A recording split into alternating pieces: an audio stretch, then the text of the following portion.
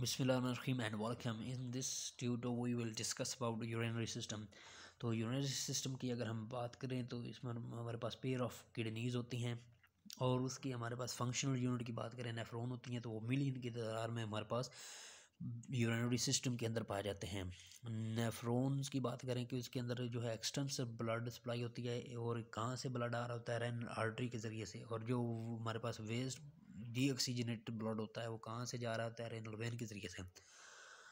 और ये फंक्शन करता है और इस फंक्शन को परफॉर्म करने के लिए, फिल्ट्रेशन करने के लिए और वेस्ट को जो है फ़िल्टर करने के लिए हमारे पास बहुत ज़्यादा इसको ज़रूरत होती है वाटर ब्लड की।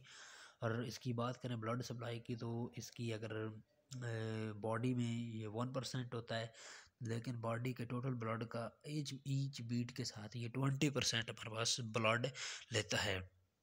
ये क्या करता है, ब्लड की फ़िल्ट्रेशन करता है, फिर उसके बाद इसको प्रोसेस करता है और फिर जो है मुख्तलिफ़ किस्म के जो है प्रोसेसिंग होती है, मज़ीद रीअब्ज़ॉर्प्शन होती है या मुख्तलिफ़ किस्म की चीज़ें उसमें सक्रीट की जाती हैं। फिर और बाकी जो वेस्ट प्रोडक्ट बचा है उसको कलेक्ट किया जाता है यूरिन को और फिर सक्रीट किया जाता है। और ये जो पेल्विस गुर्दों के अंदर यूरिन सक्रीट होता है, ये पेल्विस के अंदर होता है। तो ये हमारे पास जो होता है वाटर वगैरह वो वेस्ट प्रोडक्ट वो स्टोर होता है हमारे पास रेनल पेल्विस के अंदर। और इसके बाद अगर किडनी से जब ये रिमूव होता है तो यूरेटर के ज़रिए रिमूव होता है किडनी से और यूरेटर में आता है। यूरेटर से बाद यूरिनरी ब्लैडर के अंदर आता है। यूरिनरी ब्लैडर में ये क्या होता है, स्टोर होता है और फिर यूरेथ्रल ऑरिफिस के ज़रिए बाहर जाता है बाटी से। यूरिनेशन के दौरान ये जो है यूरेथ्रा से बाहर जाता है। ये जो वजाइना में जो है फीमेल में वजाइना के करीब खुलता है और जो है पिनस के ज़रिए से मेल में खुलता है। और जो है यूरेथ्रा और ब्लैडर के दरमियान स्फिंक्चर मसल्स होते हैं जो कि कंट्रोल कर रहे होते हैं इसके यूरिनरी ब्लैडर की कंट्रैक्शन वगैरह को और इसकी में से यूरिनेशन को। ये अगर सिस्टम की बात करें तो ये हमारे पास किडनी होता है, हाइलस, और उसके बाद हमारे पास यूरेटर में आता है रेनल पेल्विस है, पेल्विस में आता है यूरेटर है, और उसके बाद यूरिनरी ब्लैडर और फिर यूरेथ्रा से हमारे पास वाटर और वेस्ट प्रोडक्ट जो अभी यूरिनेशन होती है ये बाहर खर्च हो जाता है। ये हमारे पास यूरेटर ऑरिफिसेस होती हैं जहाँ से यूरेटर खुलती है हमारे पास ब्लैडर के अंदर। और अगर हम आगे बात करें नेफ्रॉन की, नेफ्रॉन हमारे पास क्या होता है, फंक्शनल यूनिट ऑफ होता है किडनी।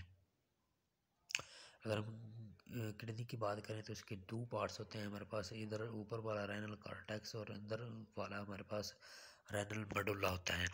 और वो पार्ट जो वो नेफ्रॉन जो कॉर्टेक्स पर ही अरेंज्ड होते हैं वो कॉर्टिकल नेफ्रॉन कहलाते हैं। और वो जो कार्टिकल से होते हुए आते हैं और हमारे पास मेडुला के अंदर चले जाते हैं और लंबी उनकी लूप ऑफ हैंडले होती है, तो उसको कहते हैं हम juxta medullary nephrons. Juxta medullary nephrons में क्या होती है, ज़्यादा फिल्ट्रेशन होती है, ज़्यादा रीअब्जॉर्प्शन होती है, बार बार रीअब्जॉर्प्शन से हमारे पास कंसनट्रेटेड यूरिन हमारे पास प्रोड्यूस होता है। मतलब जो कंसनट्रेटेड यूरिन होता है वो ज़्यादातर जस्टा मेडुलरी नेफ्रॉन्स से बनता है। अगर इसके स्ट्रक्चर की बात करें तो हमारे पास ग्लोमेरुलस होती है जहाँ से वो हमारे पास फिल्ट्रेशन होने होती है, और इसके गिर्द हमारे पास क्या होता है, एक बोमेन कैप्सूल होता है, कप शेप्ड होती है। और हमारे पास जो ब्लड आता है एफेरेंट आर्टरियूल के ज़रिए से, और जो ब्लड बह जाता है वो एफेरेंट आर्टरियूल्स के ज़रिए से हमारे पास जाता है। और हमारे पास जो इसकी स्ट्रक्चर की बात करें तो हमारे पास इधर बोमेन कैप्सूल, उसके बाद प्रॉक्सिमल कार्बोलेटेड ट्यूबुलेट होती है इसकी, फिर loop of Henle, ascending descending limb और असेंडिंग लिम्ब, फिर distal loop of Henle, distal convoluted tubule होती है, फिर हमारे पास कोलेक्टिंग डक्ट होती है। और इसके गिर्द एफेरेंट से हमारे पास बोमेन कैप्सूल के अंदर आते हैं ब्लड, और एफेरेंट आर्टरियूल से बोमेन कैप्सूल के अंदर से बाहर जाता है। और इसके अंदर ब्लड वेसल और ज़्यादा नेट कैपिलरीज में डिवाइड होती जाती हैं। तो पेरिटेब्यूलर कैपिलरीज में पोमर कैप्सूल्स की बात करें तो उसके बाद हमारे पास प्रॉक्सिमल कर्वोरेटेड ट्यूबुल होती है, फिर लूप ऑफ हेनले, फिर डिस्टल ट्यूब्यूल्स, और उसके बाद हमारे पास कोलेक्टिंग डक्ट्स में के अंदर ये खुल जाती है हमारे पास डिस्टल ट्यूब्यूल्स। और कोलेक्टिंग डक्ट हमारे पास किस में खुल जाती है, पेल्विस में। और फिल्ट्रेट जो होता है ग्लोमेरुलस में, जो फिल्ट्रेशन होती है और बाकी जो प्रोसेस बनता है उसको हम फिल्ट्रेट कहते हैं। और वो ग्लोमेरुलस से पास करते हैं सब स्ट्रक्चर के अंदर, और अल्टीमेटली यूरिन फॉर्मेशन होती है, पेल्विस में स्पुटोर होता है, और फिर यूरेटर से हमारे पास यूरिनरी ब्लैडर में आ जाता है। पेरिटिब्यूलर कैपिलरीज की बात करें तो हमारे पास प्रॉक्सिमल और डिस्टल ट्यूब्यूल के साथ वो इंटरमिंगल कर रही होती हैं। और जस्ट मेडुलरी नेफ्रॉन में ये प्रॉक्सिमल कर्वोलेटेड ट्यूब्यूल्स नीचे लूप ऑफ हेनले तक आती हैं, और इस कैपिलरीज के नेटवर्क को हम वेजा रेक्टा भी कहते हैं।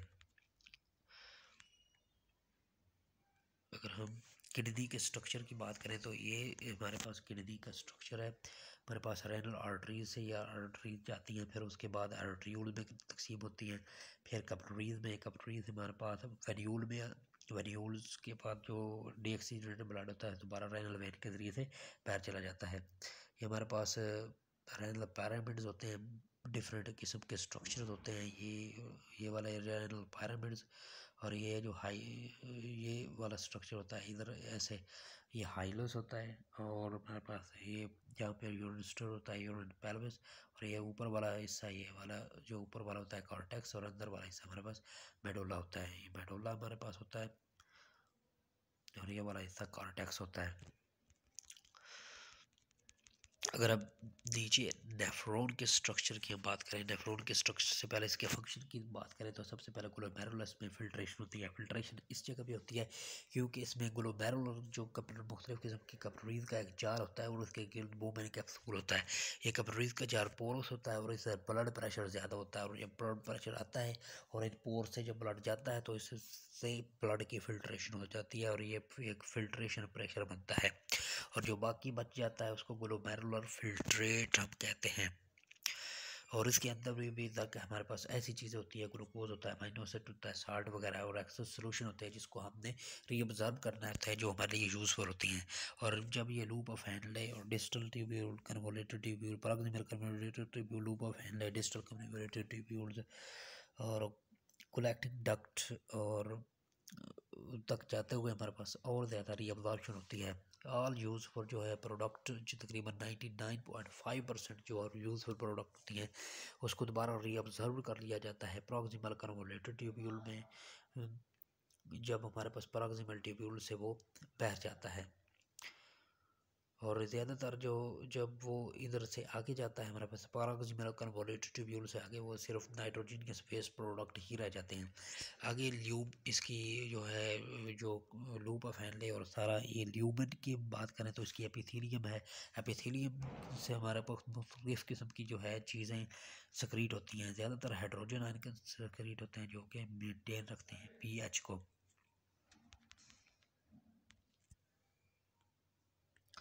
तो हमारे गुर्दे वाटर सप्लाई के मुताबिक हमारे पास कंसंट्रेशन ऑफ वाटर को मेंटेन रखते हैं। अगर वाटर हमारे पास रिस्ट्रिक्टेड सप्लाई है तो ये हमारे पास ज़्यादा से ज़्यादा वाटर की अब्जॉर्प्शन करेगी, कंजर्वेशन ऑफ वाटर करेंगे, और इसके ज़रिए से हमारे पास इंतहाई जो है कंसनट्रेटेड यूरिन प्रोड्यूस होगा, ज़्यादा से ज़्यादा वाटर रीअब्जॉर्ब होगा। और हमारे पास अगर ज़्यादा सप्लाई ऑफ वाटर है तो हमारे पास क्या होगा, रीअब्जॉर्प्शन इतनी वाटर की नहीं होगी और डाइल्यूट यूरिन पैदा होगा।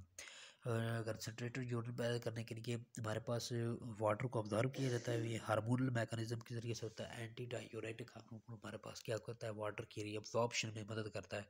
और जब हमारे पास डाइल्यूट यूरिन पैदा होना होता है तो एंटी डायूरेटिक हार्मोन ये जो है हमारे पास इसको इनहिबिट किया जाता है, कम किया जाता है।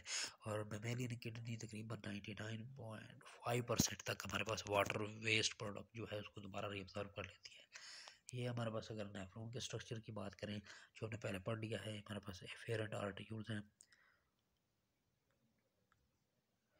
ये ग्लोमेरुलस है, उसके ऊपर पोमेन कैप्सूल है, प्रॉक्सिमल कन्वोल्यूटेड ट्यूबुल है, लूप ऑफ हैंडले है, जो हमारे पास डिसेंडिंग लिम्ब, और ये हमारे पास असेंडिंग लिम्ब, ये हमारे पास वेजारेक्टर, जो हमारे पास गैस जस्टा मेडुलरी नेफ्रॉन में हमारे पास पेरिट्यूब्यूलर कैपिलरी जो नीचे आ जाती हैं, ये पेरिट्यूब्यूलर कैपिलरीज हैं जो प्रॉक्सिमल कन्वोल्यूटेड ट्यूब्यूल और डिस्टल कन्वोल्यूटेड ट्यूब्यूल के साथ होती हैं। फिर उसके बाद हमारे पास डिस्टल ट्यूब्यूल, फिर उसके बाद कलेक्टिंग डक्ट्स के अंदर यूरिन आ जाता है। फिर इधर से हमारे पास पेल्विस से आगे पास यूरेटर में, यूरेटर से ब्लैडर में, ब्लैडर से यूरेथ्रा में, और यूरेथ्रा से बाहर।